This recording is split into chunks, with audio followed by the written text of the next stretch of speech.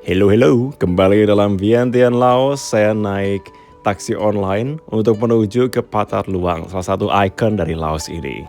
Murah sih, dari hotel tadi ke sini cuma sekitar 25.000. Selamat pagi dari Pathat Luang, salah satu kuil terbesar di sini di Laos. Saya mau coba masuk ke dalam karena memang view-nya ini akan berbeda sekali. Dan Pathat Luang ini menyimpan banyak sekali sejarah yang kalau saya ceritakan kayak nggak akan selesai dalam satu vlog deh. Tapi memang ini sudah ada sejak abad ketiga untuk rekonstruksinya. Terus juga sempat mengalami beberapa kali pembangunan lagi, rekonstruksi karena memang sempat rusak pada waktu pada waktu masih perang dulu, dan juga bahkan konstruksinya pun berkali-kali dilakukan hingga saat ini bisa mencapai bangunan yang semegah seperti sekarang. Harga tiket masuknya itu 30.000 kip ya, tapi kalau kalian orang sini ya 5.000 gitu. Coba kalian belajar bahasa sini supaya lebih murah. Ya seperti yang udah dijelasin di awal tadi, ini salah satu ikon di Vientiane Laos. Memang ini bagus banget, begitu masuk tuh auranya tuh majestic banget, berasa. Jadi sejak didirikan pada pertama kali pada sekitar abad ketiga Masehi, stupa ini telah mengalami beberapa kali rekonstruksi. Terakhir itu pada waktu tahun 1930-an karena invasi asing ke daerah ini. Dan stupa ini juga secara umum dianggap sebagai monumen nasional terpenting di Laos, sekaligus juga menjadi simbol nasional. Bisa dilihat juga banyak sekali wisatawan yang datang ke sini, yang memang ingin mengabadikan momen di sini, tapi ada juga di sini masyarakat yang beribadah. Kalau kalian sangat suka sejarah, maka ke Pathat Luang ini adalah pilihan yang sangat tepat. Karena di sini kalian bisa belajar banyak banget sejarah, termasuk peninggalan-peninggalan yang ada dari zaman dahulu. Nah, Pathat Luang ini pada tahun 1826 sempat rusak parah akibat invasi Thailand dan dibiarkan saja terbengkalai, udah gitu aja nggak diapa-apain. Hingga akhirnya pada tahun 1900, akhirnya Pathat Luang ini direkonstruksi lagi berdasarkan gambar-gambar yang dikumpulkan oleh Prancis pada tahun 1800-an. Kemudian direkonstruksi lagi, dibangun lagi, tapi pada waktu itu oleh Prancis gagal untuk dibentuk seperti gambar awal. Pada waktu masa perang Prancis-Thailand, Pathat Luang ini juga rusak parah. Hingga akhirnya pada waktu setelah Perang Dunia Kedua, baru kemudian Pathat Luang benar-benar bisa direkonstruksi seperti yang kita lihat sekarang. Rata-rata kalau turis tuh masuk ke situs itu bayarnya 30.000 ya, sekitar 20.000 rupiah lah. Tapi buat orang lokal tuh 5.000 kip. Saya pernah lolos sekali kemarin ke museum, bayar 5.000 karena saya iseng-isengnya aja nyapanya sebadi gitu kan. Terus kemudian sama yang jual dibilang oke. Up next, saya ajak kalian ke COP Museum atau Cooperative Orthotic and Prosthetic Enterprise yang merupakan salah satu museum yang menarik. Didirikan oleh non-profit organizations, di sini kalian akan melihat berbagai macam peninggalan dari zaman dahulu pada waktu perang, dan juga ada ledakan bom di mana banyak sekali sisa-sisa bom ini yang menimbulkan luka dan bahkan ini menimbulkan dampak kepada banyak orang. Replika rural house di Laos.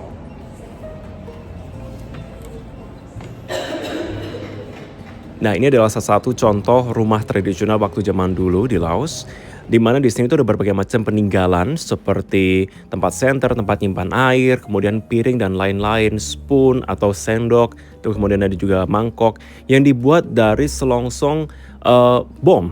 Ini menarik banget. Saking keterbatasan sumber daya, mereka memanfaatkan yang ada pada waktu itu untuk digunakan kepada warga. Padahal kok saya kira secara logika, radiasinya bagaimana tuh ya dulu ya? Ini contoh gambaran zaman dulu betapa perang itu mengerikan banget. Diabadikan oleh karya anak kecil yang ada di sini, kemudian dibuat lukisan. Ini rumah untuk warga Laos zaman dulu. Bisa dibayangkan ya, dengan atas gubuk seperti ini seadanya dan peralatan makan. Spoon, terus kemudian ada gelas. Itu dibuat dari casing bom. Yap, casing bom. Dan mereka di sini nggak tahu kapan mereka bisa kejatuhan bom dari atas, kan nggak tahu mereka bisa ditembak senapan tahu-tahu dari atas. Jadi mereka tinggal di sini dengan banyak orang seadanya pada waktu dulu. Jadi ini ada beberapa lukisan-lukisan yang menggambarkan mereka ya udah terima hidup mereka, terima nasib aja, dan mereka nggak pernah tahu besok mereka masih hidup atau enggak. Sedih ya. Dan ini juga dampak dari perang zaman dulu. Semoga kita nggak mengalami deh keadaan seperti zaman dulu ya. Dan ini adalah bantuan-bantuan kaki palsu yang diberikan kepada para korban.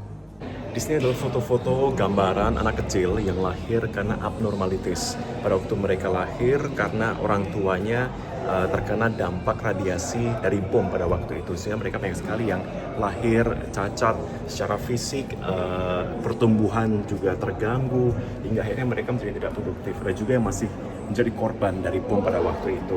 Dan di sini mereka diberikan bantuan berupa kaki palsu dan juga bantuan lainnya agar mereka tetap bisa berdaya. Beberapa anak pun di sini ditelantarkan.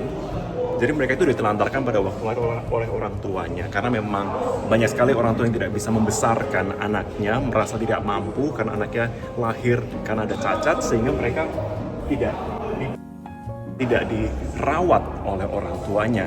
Dan mereka pun di sini ini dirawat oleh sejumlah pihak, pemerintah dan juga beberapa lembaga agar mereka tetap bisa hidup hingga saat ini. Banyak yang bisa kita pelajari di sana ya. Ternyata perang zaman dulu itu memang mengerikan banget, dan dampaknya kepada para generasi selanjutnya juga ternyata secara genetik itu sama pengaruhi. Anyway, ini saya mau balik ke hotel dulu, mau ganti baju buat next saya mau jalan-jalan lagi. Dari museum saya balik kurang lebih 40.000 kip itu untuk menuju ke hotel saya. Kalau naik taksi biasa sih 80.000 ya jatuhnya, 80.000 kip. Tapi ini tadi saya tawar 40.000, dia mau buat sampai depan hotel saya. Menarik sih pengalaman. Kopcai. Ini pusat kotanya banget di Vientiane. Kalau siang kalian juga ngeliat di video sebelumnya ya. Vibe-nya itu seperti Kuta, Bali zaman dulu ya. Ini ada toko menarik Indochina Handcraft dan juga barang-barang lama, tapi nggak enak kok ngerekam. Di belakang itu istana kepresidenan ya. Dekat dari akses kemana-mana, ya iyalah seperti di Jakarta juga. Dari di sini juga orang bisa foto di depan tadi, ada beberapa rombongan. Menarik, bisa mampir ke sini. Nah, di sebelahnya itu ada Khoprakyo.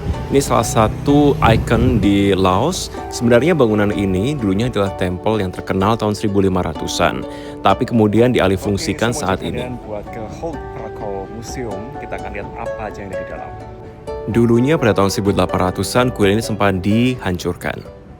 Tadi itu di dalam ada beberapa artefak yang sudah dijaga dari tahun atau abad ke-17, abad ke-18 yang tadi dijaga di dalam objek. Nggak boleh rekam di dalam dan juga nggak boleh menyentuh sembarangan objek di dalam karena memang sangat dijaga. Dan di dalam itu ada patung Buddha yang sangat besar yang dipercaya sudah bertahun-tahun di sini yang memang dijaga. Sebenarnya menyenangkan neighborhood di dekat tempat saya nginep, tapi karena saya juga harus budgeting, jadi saya bagi beberapa hari gitu ya yang saya nginep di hostel belakang saya tadi, dan juga saya akan menggunakan poin IHG, jadi saya bagi dua. So lumayan, saya punya poin, kok nggak dipakai terlanjur angus, mendingan dipakai di sini kan, alasan sih sebenarnya. Jadi pas last day saya bakal pindah hotel yang dekat airport. Dekat hotel ada cafe, Elysian Cafe, lucu tempatnya, ini coffee shop. Dan kayaknya kalau di Indonesia juga yang foto-foto banyak banget ya. Tapi nggak tahu kenapa di sini kenapa sepi banget ya. Dan menurut saya sih tempatnya oke buat nongkrong, buat ngadem karena cuaca cukup panas ya. Selamat malam dari Bling Bling. Saya mau cari makan dulu buat makan malam. Kali ini mau ke 5 to 5 restoran, katanya sih enak. Let's go. Nah, restoran ini tuh terkenal karena beberapa orang yang review di Vientiane selalu nyaranin ke sini. Yang terkenal adalah Lao Chicken ya. Saya mau cobain dan ini footage-nya besok siangnya aja ya, karena besok saya balik lagi ke sini karena enak banget. Jadi saya cobain makan. Ini jujur enak banget. Masakannya itu the best. Makanya saya sampai kembali ke sini 2 kali. Oke, itu tadi perjalanan saya keliling Vientiane, pusat kota Vientiane. Semoga saya ada kesempatan lagi mampir ke sini, tapi saya pengen visit ruang terbang sama Vieng That. Itu wishlist saya. Jadi oke lah, ini saya mau cari makan dulu. Saya mau ulangin lagi buat makan Lao Fried Chicken di 525 restoran. Sebelum saya nanti akan balik ke hotel buat meeting dan tunggu waktu, wasting time sebelum saya akan ke bandara. Buat flight sore, transit di Vietnam, besoknya balik ke Jakarta. Oke, I'll see you guys on the next vlog. Bye-bye. Tadi saya habis beli priority pass, jadi harganya sekitar $5 itu untuk fast track buat check-in, dan juga beli $10 untuk bagasi saya buat Vietjet. Jadi menurut saya sih worthy banget karena antreannya panjang banget, seperti pengalaman saya sebelum-sebelumnya. Kalau misalkan kalian mau naik Vietjet itu apalagi ada rombongan grup, kelar, pasti lama banget, belum lagi imigrasi di dalam. Jadi mendingan bayar $5, tapi kan dapat priority pass buat check-in, itu enak banget, langsung saya imigrasi. Ini jangan dibayangin kayak di Soekarno-Hatta ya, ini tuh ya kayak pasar. Tapi seru sih pengalaman. I'll see you guys on the next vlog, bye bye.